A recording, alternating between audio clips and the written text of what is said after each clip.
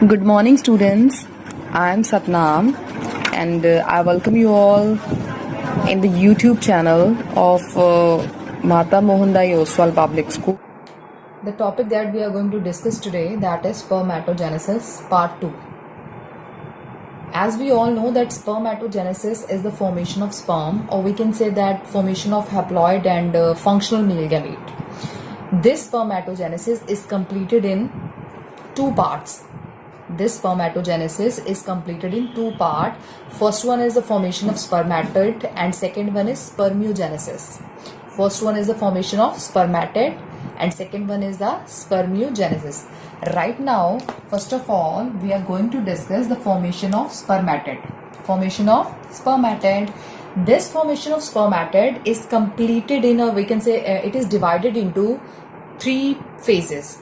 Formation of spermatid is divided into three phases. First phase is multiplicative phase, second phase is growth phase, and third phase is maturation phase. First is multiplicative, second is growth, and third one is maturation phase. Now, first this one is a multiplicative phase. अब हमने जो first discuss करना है ना, first one is the multiplicative phase. This multiplicative phase is also known as mitotic phase. इसको दूसरा क्या बोलते हैं हम? Mitotic phase. क्या बोलेंगे? Mitotic phase. In this phase, what happened? Actually, we can say that this is the starting process. What is it? This is the starting process. ठीक है? Or we can say the starting phase of spermatogenesis. Starting phase of spermatogenesis where primordial germ cell PGC और primordial germ cells और primary germ cells, इनको हम बोलते हैं गोनोसाइट्स, यानी कि प्राइमरी जर्म सेल्स को और प्रीमोडियल जर्म सेल दोनों, ठीक है, सेम चीज है. This is called gonocytes. अब ये जो प्राइमरी जर्म सेल्स हैं that enters into a multiplicative phase. This is the diploid number, that is primary germ cell. अब this enters into multiplicative phase. अब इन्होंने कहां पे एंटर करना है? मल्टीप्लिकेटिव फेज में. इन दिस मल्टीप्लिकेटिव फेज वहां पे क्या होना है? डिवीजन अकर. तो ये होगी डिवीजन, लाइक दिस. क्या होगी? डिवीजन. ये हमारा डिप्लॉयड नंबर था, डिवीजन हुई, इसको मैंने यहां पे मेंशन कर दिया. This is the maturation phase, sorry, this is the multiplicative phase. What is it? Multiplicative phase. ठीक है, where division occur means diploid number of chromosome. So we can say that जो क्रोमोसोम नंबर है that remains 46. अब next है, यहाँ पे क्या होता है? This division is known as mitotic division. यहाँ पे हमने लिखा है ना ऑलरेडी कि माइटोटिक फेज है, तो इसको हम क्या बोलते हैं? माइटोटिक डिवीजन बोलते हैं, where multiplication of cells takes place. अब यहाँ पे आके फिर से क्या होना है? हमने बोला डिवीजन होती है, यहाँ पे आके इन्होंने क्या करना है? मल्टीप्लीकेशन यानी कि डिवीजन अकर. ठीक है, क्रोमोसोम नंबर हमारा क्या रहेगा? 46, रिमेन 46 मीन्स इनका क्या रहेगा? Diploid number. Okay, this is the multiplicative phase. ठीक है, इट स्टार्ट्स फ्रॉम कहाँ से? Primordial germ cell. Primordial germ cell that enters into a multiplicative phase where divisions occur. Division कैसे होती है? Through mitotic division. ठीक है, तो यहां से आके अब हमारी क्या होगी? मल्टीप्लिकेटिव फेज खत्म होगी. फ्रॉम हियर यहां से क्या होगा? एनी वन सेल, इनमें से any one cells enters into growth phase. यहां से मैंने एक सेल उठाया, ये रख दिया यहाँ के. अब इसको हम बोलते हैं सेकेंड फेज.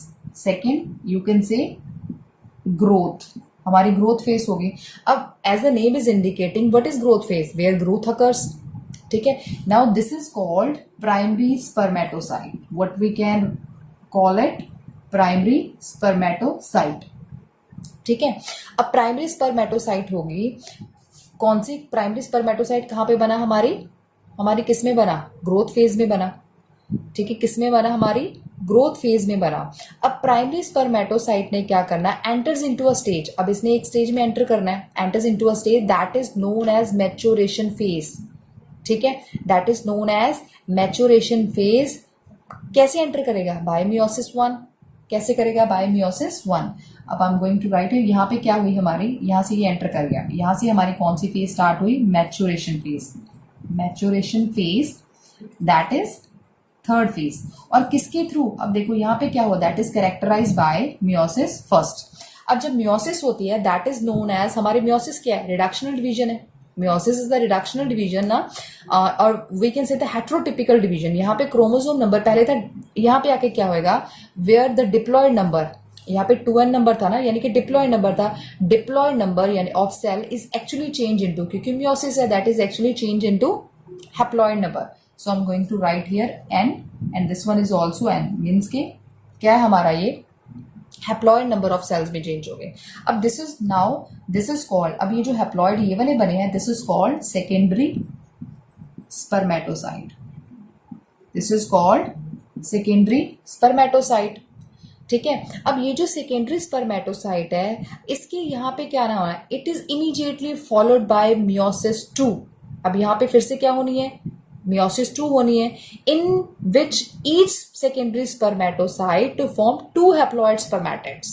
ठीक है, अब यहाँ पे क्या होगी दोबारा से, अगेन meiosis 2, यहाँ पे I am going to write here meiosis 2 in which these secondary spermatocyte, this one is also secondary spermatocyte, this is also secondary spermatocyte, each secondary spermatocyte to form haploid spermatid, I'm going to write here this haploid, हो गया haploid spermatid, and this is also give haploid spermatid, so name is spermatid। ठीक है, name is spermatid which is heavy and non-motile। heavy आपको पता है, non-motile that can't move from one place to another place। ठीक है, यहाँ पे जो है ना हमारा बना this secondary spermatocyte that is going change into spermatid। ठीक है, ये जो हमारे मियोसिस 2 है that is actually similar to the mitosis division in which the chromosome number is not change, means के 23 नंबर ऑफ क्रोमोसोम हियर।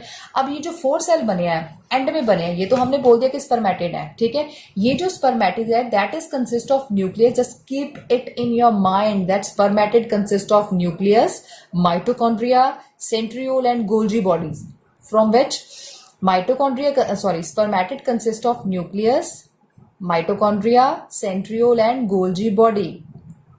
ठीक है, now with the formation of spermatid we have completed our first step, that is the formation of spermatid। हो गया हमारा formation of spermatid।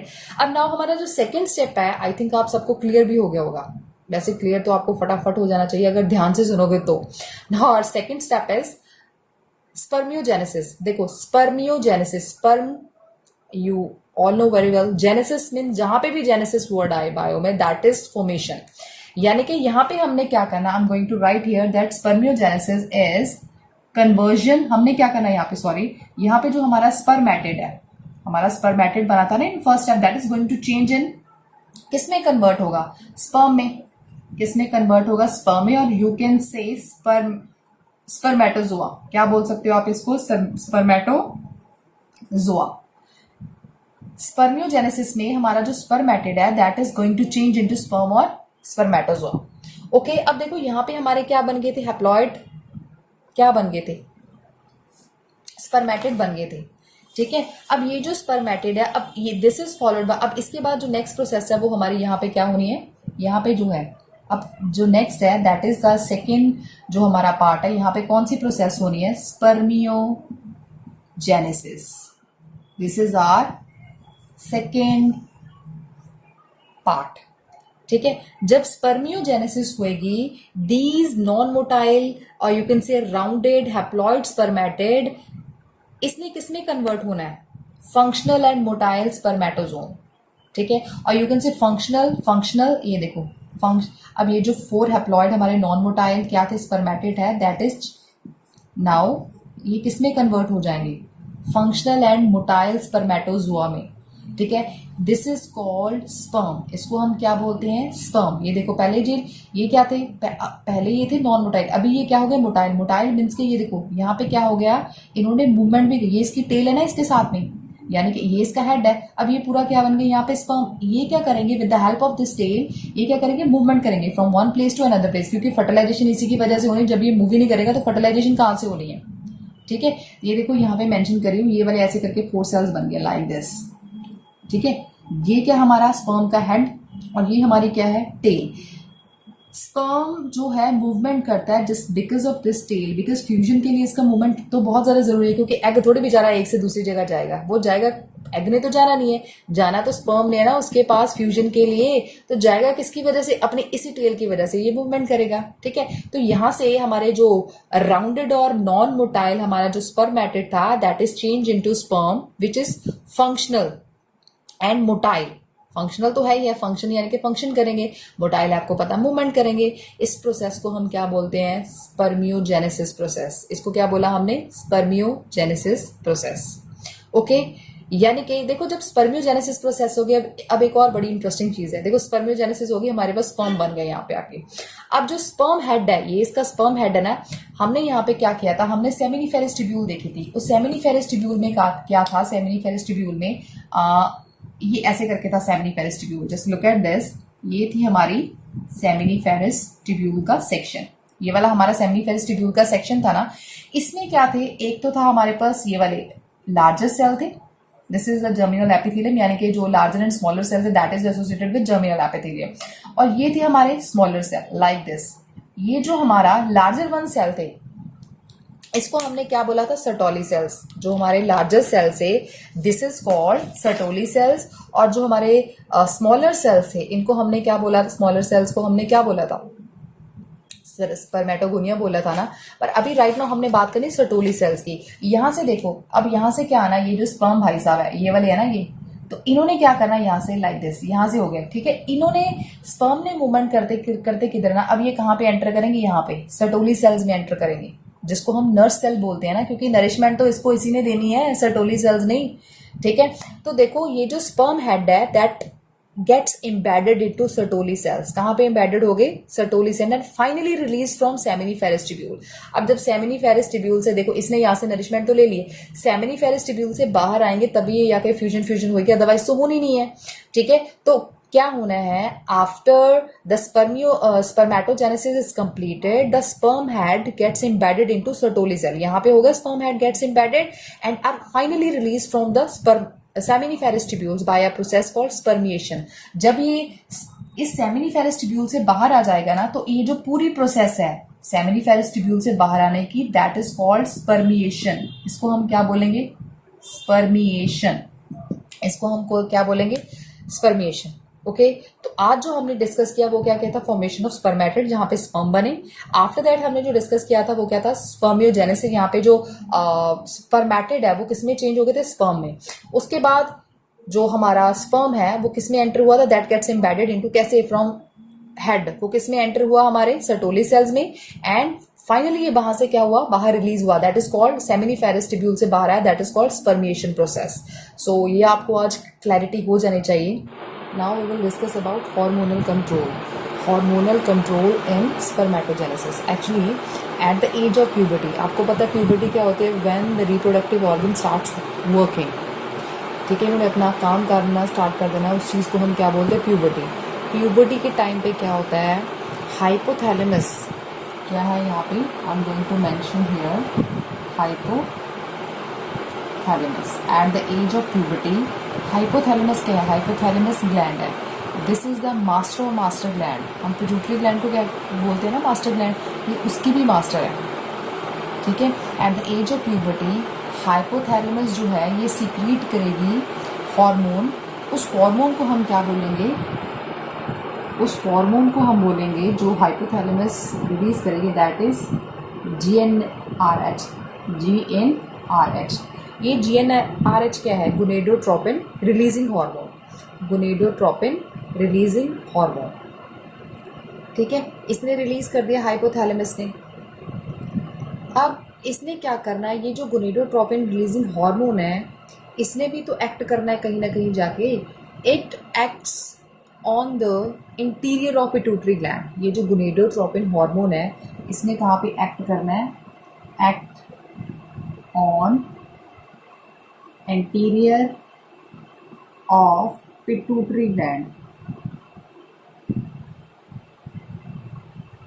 ठीक है, अब इसने यहाँ पे एक्ट किया।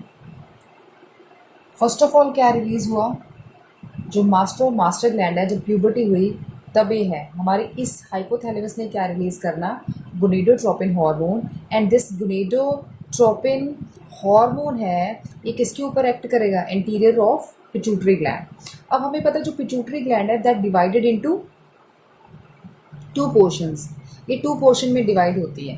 तो मैंने यहाँ पे इसको टू पोर्शंस में डिवाइड कर दिया. First one is this, second one जो हमारा ये भी हमने बना. ठीक है, दो पोर्शंस में डिवाइड होती है. ये डिवाइड होएगी दोनों में, तो इन दोनों में क्या कर, जब ये दो पोर्शन में डिवाइड होगी तो उसमें दो हार्मोन्स को रिलीज करना है, एंड रिलीजेस टू हार्मोन्स. जो फर्स्ट वन है उसको हम बोलते हैं LH. LH means luteinizing hormone. पहला क्या है, ल्यूटिनाइजिंग हार्मोन. और जो दूसरा वाला है this is FSH, that is follicle stimulating hormone. कौन सा वाला, follicle stimulating hormone.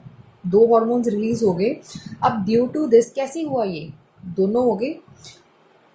Due to this the pituitary gland will be stimulating and it releases two hormones. अब देखो हाइपोथैलेमस ने गोनेडोट्रोपिन हार्मोन को रिलीज किया. Gonadotropin hormone is going to act on the anterior of pituitary gland. अब इसकी वजह से इसने क्या करना है, इट विल स्टिमुलेट, और इसने क्या करना है, releases two hormone that is LH luteinizing hormone, and second one is FSH that is follicle stimulating hormone.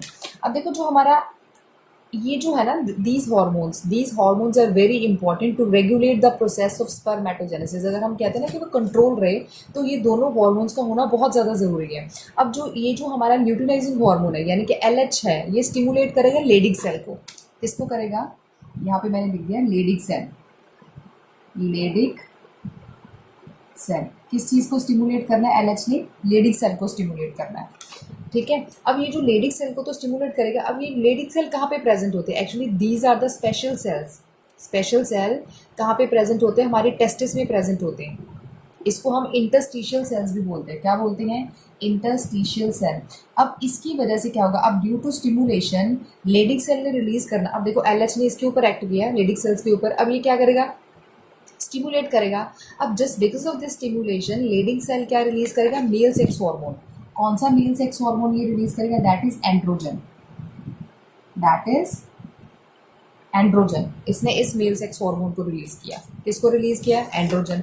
इस एंड्रोजन को हम क्या बोलते हैं, टेस्टोस्टेरोन बोलते हैं ना, टेस्टोस्टेरोन. अब इसने क्या करना है, दिस एंड्रोजन और testosterone stimulate the process of spermatogenesis.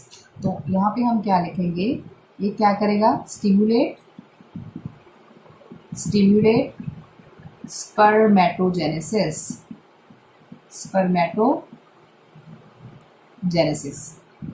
Okay, ये तो था हमारा one. Pituitary gland that is divided into two parts. कैसे करेगी, due to the stimulation it releases two hormone. Which one is luteinizing and FSH.